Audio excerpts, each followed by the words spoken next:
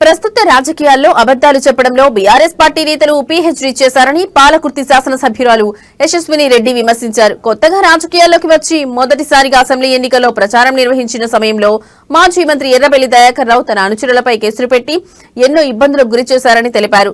అయితే తాను ఎమ్మెల్యేగా గెలిచిన ఇంతవరకు ఎవరిపై కేసులు పెట్టలేదన్నారు.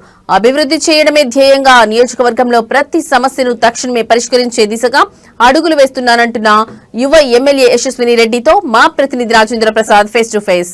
ఉంటుందని చెప్తున్నా.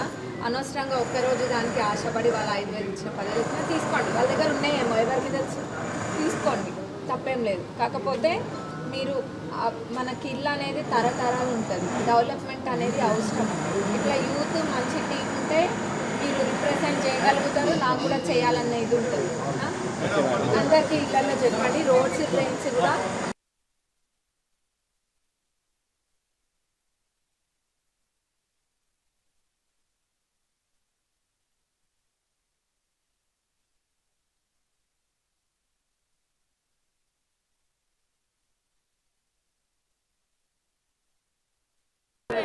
మున్సిపల్ ఎన్నికల ప్రచారం జోరుగా కొనసాగుతుంది.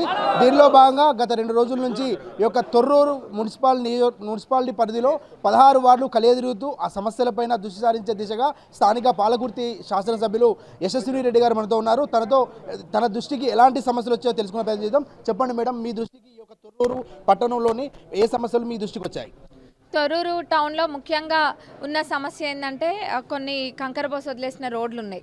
ఆ కంకరబోస్ వదిలేసిన రోడ్లు ఆల్రెడీ నేను దాని చుట్టూ తిరిగి ఒక స్పెషల్ జీవో కూడా తీసుకురావడం జరిగింది. 9.5 crores తెచ్చినాక కూడా కాంట్రాక్టర్ ఎవరైతే ఉన్నారో మరి మన మాజీ గారు బంధువు అందరికీ తెలిసిన విషయమే. తెచ్చి కూడా 2025 జూన్లో తెచ్చిన. ఇంకా కూడా రేపు చేస్తాం, ఎల్లుండి చేస్తాం, నెక్స్ట్ వీక్ చేస్తాం, నెక్స్ట్ మంత్ చేస్తామని కోడ్ వచ్చేదాకా కూడా అదే విధంగా చెప్పి ఆ వర్క్స్ అన్నీ కూడా అట్లనే చెప్పి టైంపాస్ చేసి వదిలేయడం జరిగింది.